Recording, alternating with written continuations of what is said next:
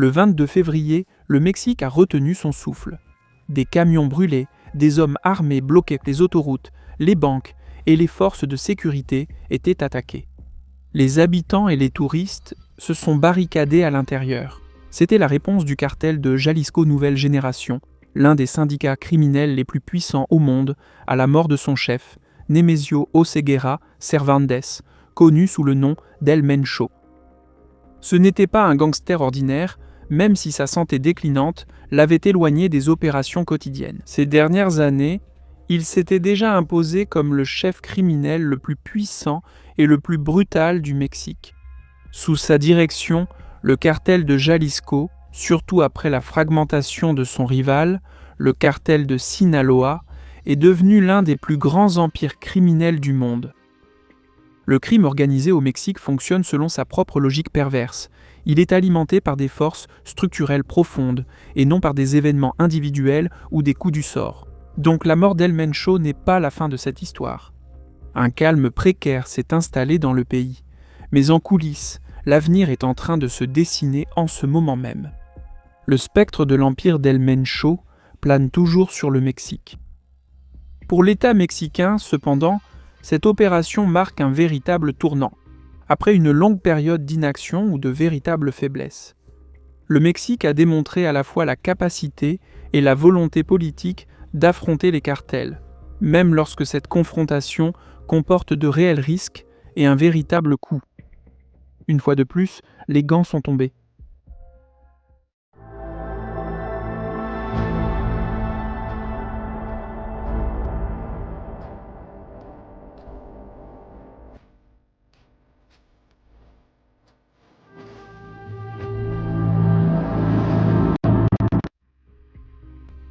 Claudia Sheinbaum ne gouverne pas seulement le Mexique. Le nouveau cartel de Jalisco de la Génération a commencé comme une faction dissidente issue de réseaux auparavant liés au cartel de Sinaloa. Au fil du temps, il a absorbé de plus petits groupes criminels à travers l'ouest du Mexique, ainsi que des unités paramilitaires initialement formées pour combattre un gang connu sous le nom de Chevaliers du Temple. En pratique, cela représentait bien plus qu'un simple remaniement du paysage criminel. Des factions disparates ont uni leurs forces et en seulement quelques années se sont transformées d'un groupe local de second ordre en l'un des plus grands empires criminels de la planète. Aujourd'hui, le cartel de Jalisco Nouvelle Génération opère dans la majeure partie du Mexique, mais son influence s'étend bien au-delà des frontières du pays. L'organisation maintient des réseaux opérationnels aux États-Unis, en Amérique latine, en Europe, en Asie et même en Afrique. Selon les évaluations américaines sur les stupéfiants, le cartel est désormais présent dans plus de 40 pays. Son modèle opérationnel est hybride, à la fois une entreprise et une force paramilitaire. À l'image du conglomérat industriel japonais connu sous le nom de Keiretsu, le CJNG gère un portefeuille remarquablement diversifié. Trafic de drogue, fentanyl surtout, exploitation minière illégale de métaux industriels et précieux, extorsion, cybercriminalité, contrebande de carburant, traite des êtres humains, contrôle de la production agricole et blanchiment d'argent. La clé de leur succès, cependant, a été une stratégie d'expansion par absorption, engloutissant entièrement les petits groupes. Le cartel dispose d'une puissance de feu considérable, fusils d'assaut, lance-roquettes, RPG, mines terrestres, drones armés, canons antiaériens et engins explosifs improvisés. Ce n'est pas théorique. En mai 2015, des combattants du CJNG ont utilisé un lance-roquettes russe, RPG-27, pour abattre un hélicoptère militaire Cougar, tuant 9 soldats des forces spéciales mexicaines. Entre les mains d'assassins formés par des déserteurs militaires et des mercenaires étrangers, certains ayant de l'expérience en Colombie ou en Ukraine, ces armes ont été utilisées contre les forces armées mexicaines, la police, des rivaux et même des civils. Le cartel de Jalisco est responsable d'actes spectaculaires de violence en plein jour et d'exécutions publiques très médiatisées. En juin 2020, le cartel a tenté d'assassiner le chef de la sécurité de Mexico, Omar Garcia Jarfush. L'embuscade a tué 2 de ses gardes du corps et un passant. L'organisation est également devenue tristement célèbre pour des exécutions filmées et publiées sur les réseaux sociaux avec les corps des victimes laissés pendus à des ponts, étiquetés avec les lettres CJNG. Puis, en octobre 2025, 3 drones du CJNG ont fait exploser des charges explosives devant le bureau du procureur de l'État à Tijuana, à quelques pas de la frontière californienne. Les engins contenaient clous, métal et éclats d'obus. Bien que le cartel fonctionne comme une puissante machine à faire de l'argent, il agit davantage comme une organisation armée que comme une mafia traditionnelle. Ses méthodes, le contrôle territorial imposé par la violence, l'intimidation des civils, les attaques directes contre l'État, sont plus proches des FARC, du Hezbollah ou du groupe Wagner que de la Cosa Nostra italienne, des triades chinoises ou des yakuzas japonais. Cette expansion incontrôlée n'aurait pas été possible sans le consentement tacite de ceux qui détiennent le pouvoir. Le crime organisé à cette échelle a toujours besoin d'amis au sommet, et ce cas ne fait pas exception. Un exemple récent vient du cœur de la région de la Tequila au Mexique. En février 2026, seulement 3 semaines avant la mort d'El Mencho, les autorités mexicaines ont arrêté le maire de la ville de Tequila, Diego Rivera Navarra, ainsi que 3 fonctionnaires. Ils sont accusés d'avoir extorqué de l'argent de protection aux producteurs de tequila et de bière, y compris José Cuervo, l'une des plus grandes distilleries du monde, en coopération avec le CJNG. Lors d'un événement municipal officiel, une image d'El Mencho a même été affichée à l'écran. Et ce n'est guère un cas isolé. Il est récemment apparu qu'un ancien chef de la sécurité publique de l'État de Tabasco, qui avait servi sous un ancien ministre de l'Intérieur, dirigeait en réalité une cellule locale du CJNG. La corruption, en d'autres termes, ne touchait pas seulement le gouvernement municipal, mais atteignait le centre fédéral du pouvoir lui-même. L'avenir du cartel de Jalisco nouvelle génération reste très incertain. Le crime organisé est un milieu où la trahison et les jeux de pouvoir interne sont la norme. La mort d'El Mencho a laissé un vide de pouvoir évident au sommet de l'organisation. En s'appuyant sur des précédents historiques au Mexique et ailleurs, 4 scénarios sont plausibles. Une succession fluide et incontestée par un héritier désigné. Deuxièmement, une prise de pouvoir violente par un rival. Troisièmement, une guerre sanglante de succession qui fracture le cartel en factions rivales. Et enfin, une implosion progressive de l'intérieur. Pour l'instant, il reste incertain laquelle de ces options est la plus susceptible de se produire.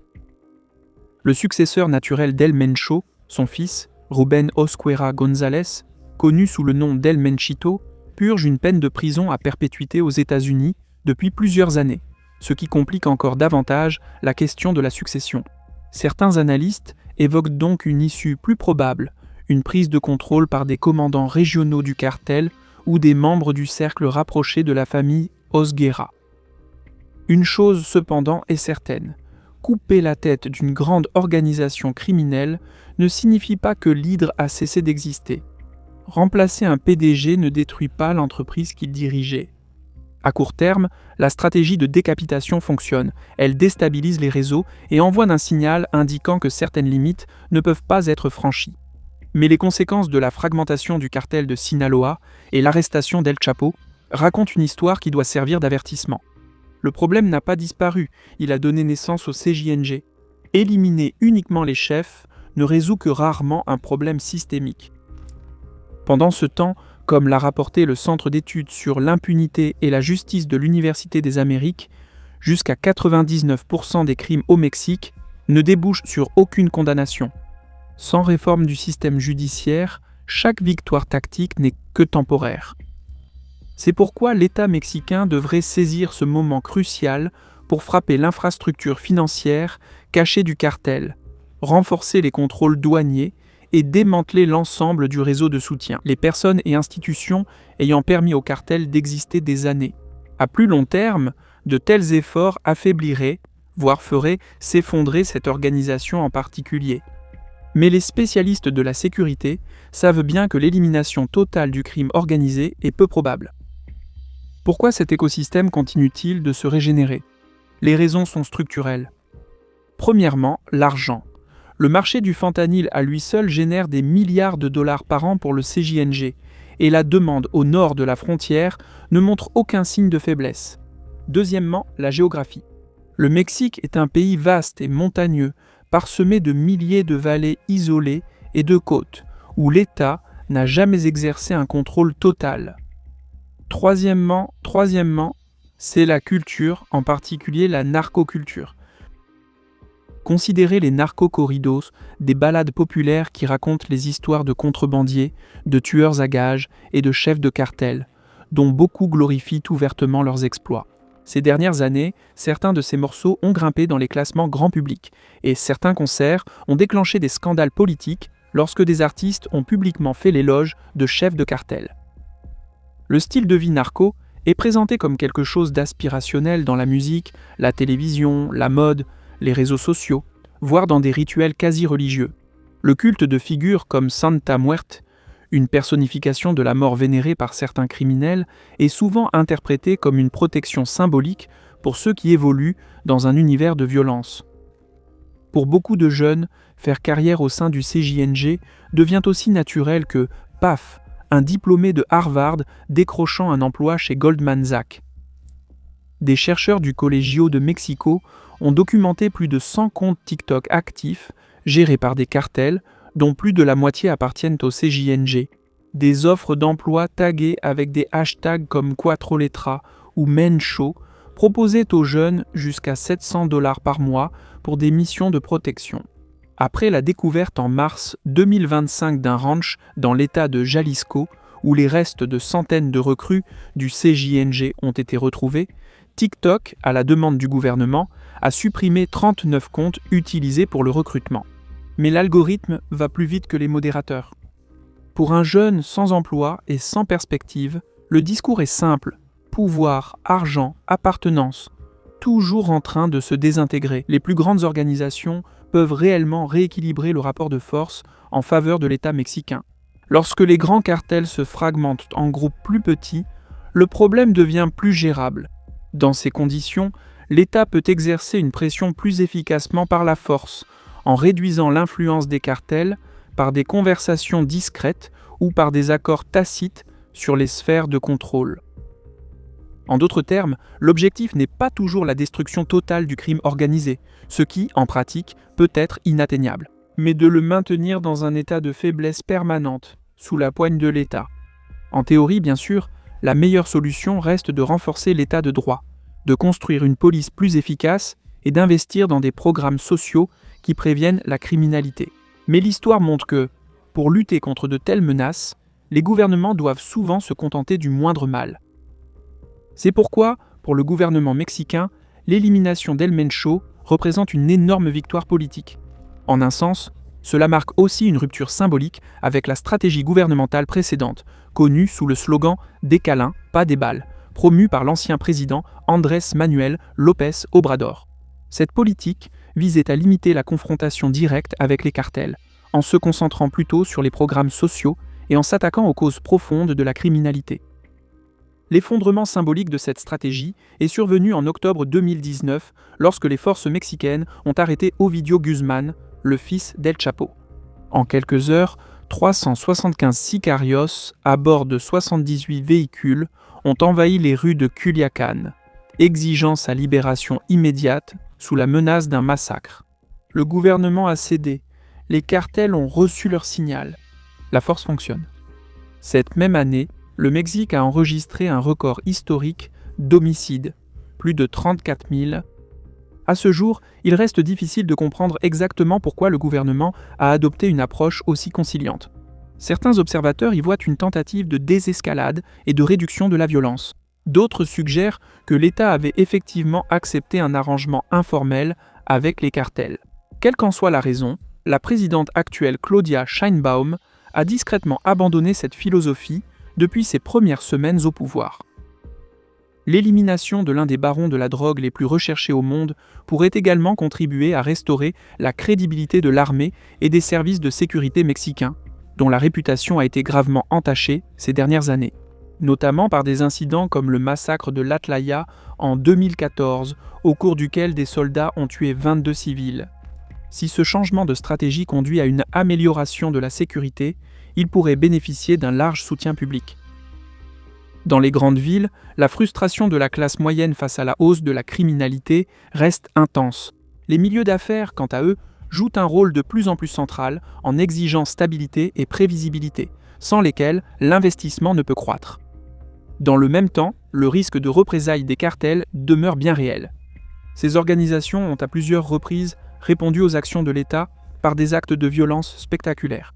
Les attaques asymétriques visant l'État, conçues pour saper l'ordre public, la stabilité politique et l'activité économique, demeurent une menace constante. Les cibles potentielles incluent installations militaires, bâtiments gouvernementaux, institutions étatiques clés, entreprises internationales, destinations touristiques ou infrastructures énergétiques. Les rassemblements publics sont aussi à risque. Un moment particulièrement sensible approche, la Coupe du monde de la FIFA 2026. Guadalajara, le cœur du territoire du CJNG, doit accueillir 4 matchs de la phase de groupe et le tournoi commence le 11 juin. À la suite de la mort d'El Mencho, plus de 200 vols à destination de Jalisco ont été annulés ou détournés. Et la FIFA a convoqué d'urgence une réunion avec les responsables de la sécurité mexicains pour revoir les protocoles opérationnels. Si des incidents graves devaient survenir pendant le tournoi, le prix à payer pour le Mexique ne serait pas seulement politique, mais surtout réputationnel et économique. Pour une organisation comme le CJNG, le mode opératoire de Pablo Escobar, avec ses attentats à la bombe et ses assassinats pour forcer l'État colombien à faire des concessions, pourrait servir de modèle audacieux. Le cartel a accès à des drones kamikazes, à des assassinats ciblés et à un réseau d'hommes politiques influents dont beaucoup ont récemment été écartés du pouvoir. Des personnes qui ont des comptes à régler. Cela représente un défi énorme pour les services de renseignement et de sécurité. D'un autre côté, l'élimination d'El Mencho ouvre une fenêtre d'opportunité. Le Mexique est désormais le plus grand partenaire commercial des États-Unis. En 2024, le commerce bilatéral a atteint près de 330 milliards de dollars, dépassant à la fois le Canada et la Chine. En juillet de cette année, un examen critique de l'ASEM, l'accord commercial nord-américain entre les États-Unis, le Mexique et le Canada, est prévu. Pour l'économie mexicaine, l'accès au vaste marché de consommation américain reste essentiel. C'est le moteur de la croissance manufacturière, du transfert de technologies et de l'afflux d'investissements en relocalisation, c'est-à-dire le rapprochement de la production des marchés finaux. Et donc derrière tout cela, un jeu beaucoup plus vaste se déroule sous la nouvelle stratégie de sécurité nationale de l'administration Trump, publiée en décembre 2025. L'hémisphère occidental est, pour la première fois depuis des décennies, traité par Washington comme une priorité de premier ordre, classée même au-dessus de la rivalité avec la Chine. Ce n'est pas qu'une déclaration, cela se manifeste par des actions concrètes. La capture du dictateur vénézuélien Nicolás Maduro par la Delta Force le 3 janvier 2026, la poussée pour prendre le contrôle du Groenland et la position ferme envers le Panama, la Colombie, Cuba et même le Canada. Trump lui-même l'a baptisé la doctrine d'Unroe, un clin d'œil à la doctrine Monroe de 1823 mais débarrassée de ses anciennes contraintes. Cette stratégie repose sur le principe que les menaces étatiques et non étatiques sont de plus en plus imbriquées. La rivalité entre grandes puissances, Chine et Russie, pour l'influence en Amérique latine, s'entremêle désormais aux enjeux des cartels, de la migration et des groupes paramilitaires. Washington les voit maintenant comme deux aspects d'un même défi. Dans cette logique, le Mexique occupe une position unique et particulièrement inconfortable.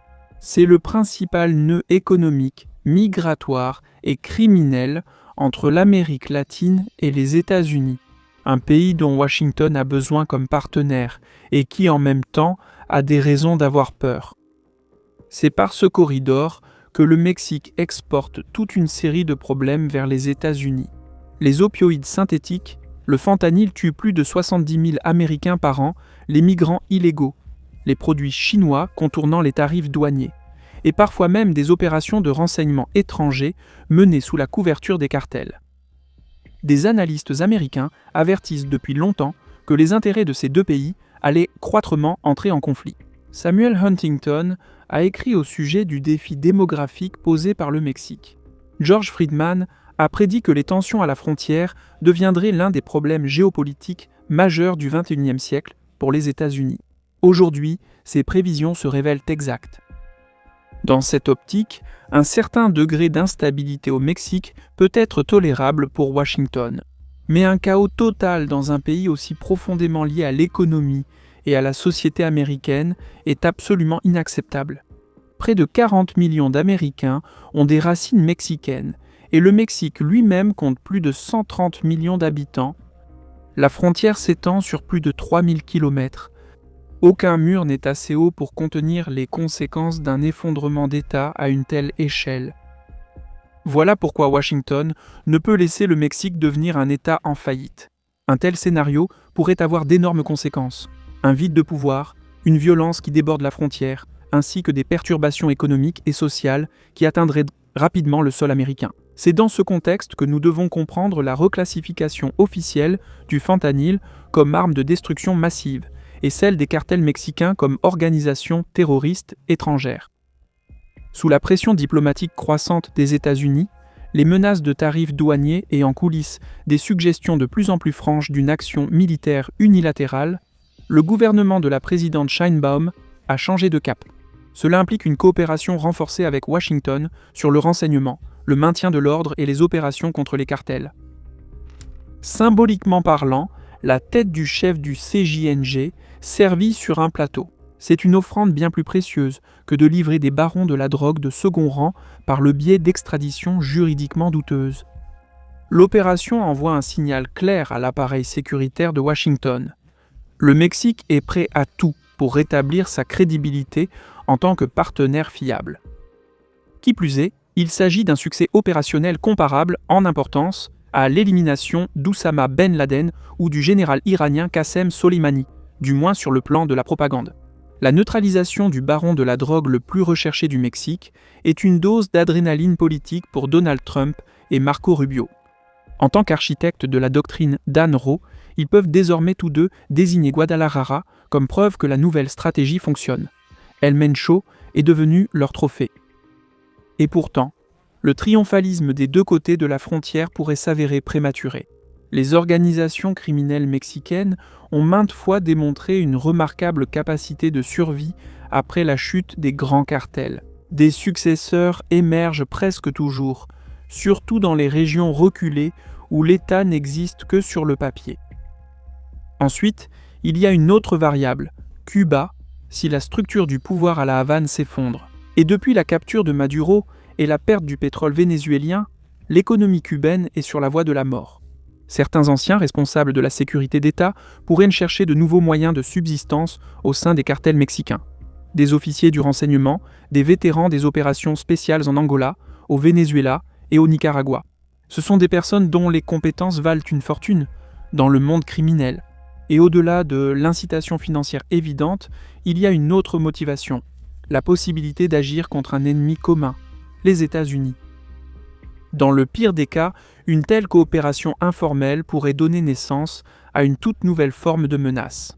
Quelque chose qui ressemble aux FARC de Colombie, où la frontière entre le crime organisé et la lutte révolutionnaire anti-impérialiste cesse d'exister. La combinaison des vastes ressources financières et des arsenaux des cartels mexicains, avec l'expertise cubaine en opérations clandestines, en renseignements, en techniques de métier et en réseaux internationaux.